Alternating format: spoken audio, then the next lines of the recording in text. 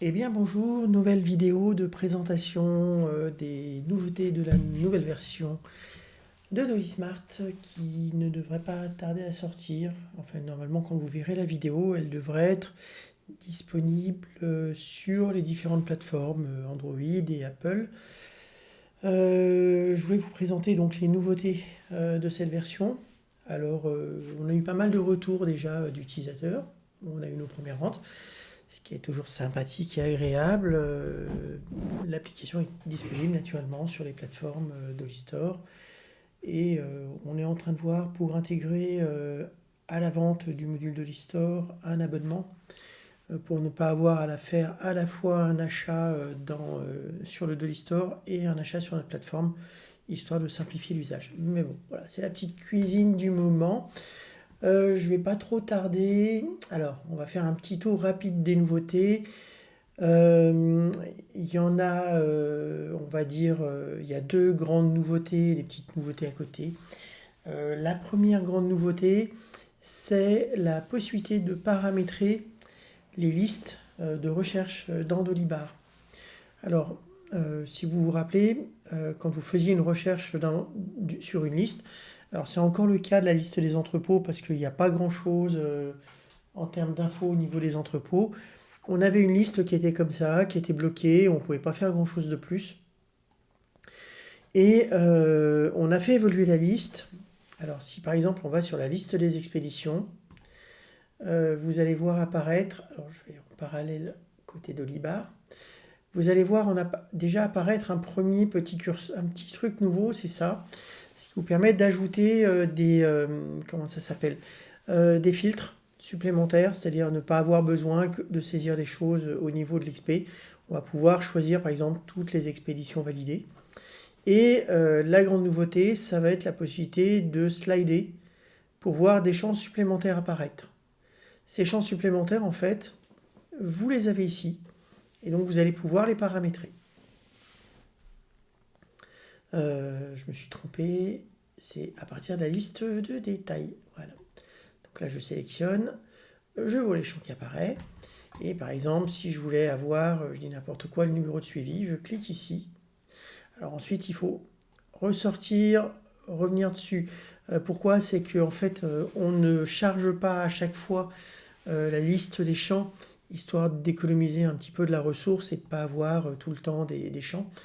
Donc là, j'ai rajouté le numéro de suivi et normalement, voilà, on voit apparaître ici le tracking number. On a un petit truc qui n'a pas été traduit, mais bon, ça sera fait normalement dans la prochaine version. Voilà, donc ça c'est la première chose, la première nouveauté, on va dire, de cette version. Filtre au niveau des statuts, filtre au niveau des dates, filtre en fonction si la liste a été signée ou pas. Et voilà, bon, je précise que le nombre d'éléments que vous allez voir apparaître ici correspond au nombre de colonnes que vous avez paramétré. Pardon, si j'ouvre le lien ici, c'est au niveau de votre configuration, c'est le nombre par défaut des listes. Donc ça vous donnera ce nombre. De la même manière, quand vous êtes sur un élément, hop, si je dézoome, le nombre d'éléments qui est ici, normalement, il apparaît quelque part, je ne sais plus où. Mais il y a une limitation ici aussi, pareil. Voilà pour la première nouveauté. La seconde nouveauté, c'est au niveau des lignes de détail. Alors, vous avez ici qui est apparu un premier bouton qui vous permet d'accéder au bouton que vous aviez avant dans Dolibar. C'est-à-dire, si on était sur une expédition, donc on va y faire un petit tour rapide. Je vais essayer de retrouver la 378, la voici. Donc on va retrouver une partie des boutons classiques, le retour en brouillon, la signature qui est quelque chose de nouveau, et la clôture. Certains boutons ne sont pas encore présents, ça va faire partie de la prochaine version, et en particulier un bouton qui est très important pour nous, c'est l'envoi d'email. L'idée étant de pouvoir envoyer un email depuis Dolly Smart, mais en passant par Dolibar. c'est-à-dire de ne pas faire les envois de manière indépendante depuis le smartphone, mais vraiment depuis Dolibar, ce qui va nous permettre de récupérer les templates, les collaborateurs et les modèles de documents si vous en avez défini. Donc ça, c'est dans la suite des événements. C'est quelque chose qui était important pour nous de mettre en place. Ça sera là assez vite normalement. Ça devrait être dans la prochaine version. Dans les autres petites nouveautés, alors vous avez toujours le bouton pour suivre les événements. Le bouton pour gérer les pièces jointes, ça vous l'aviez aussi. Le nouveau bouton, c'est pour saisir des notes publiques et des notes privées.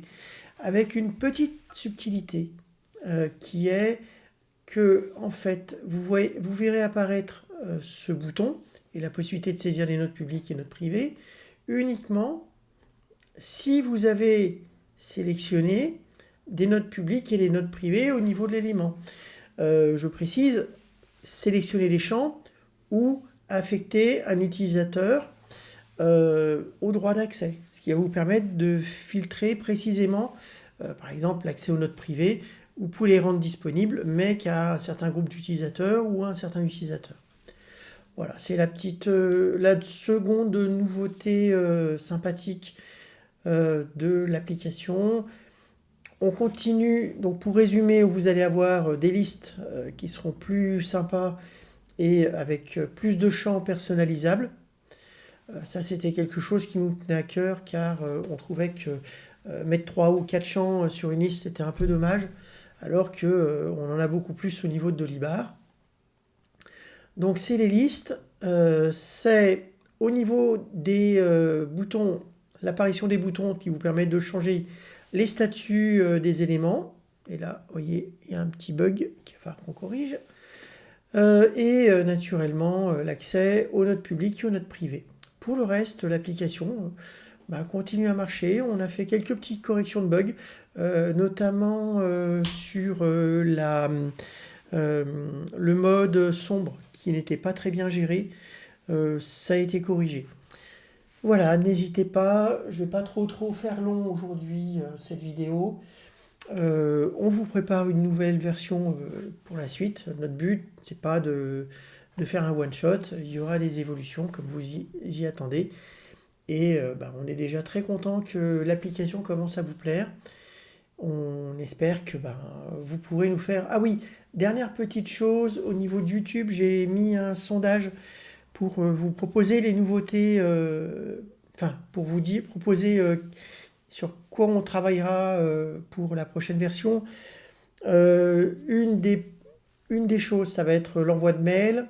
Une autre, ce serait de renforcer le développement au niveau des interventions pour les avoir de manière complète. À la fois créer les interventions, les modifier, rajouter des lignes, pouvoir les supprimer, etc. etc. C'est quelque chose qui devrait arriver aussi assez rapidement. Voilà, on a quand même encore pas mal de petites choses sympathiques à vous proposer en termes d'évolution. L'idée étant, si vous pouvez nous soutenir, n'hésitez pas. Je vous souhaite une bonne fin de journée. À très bientôt.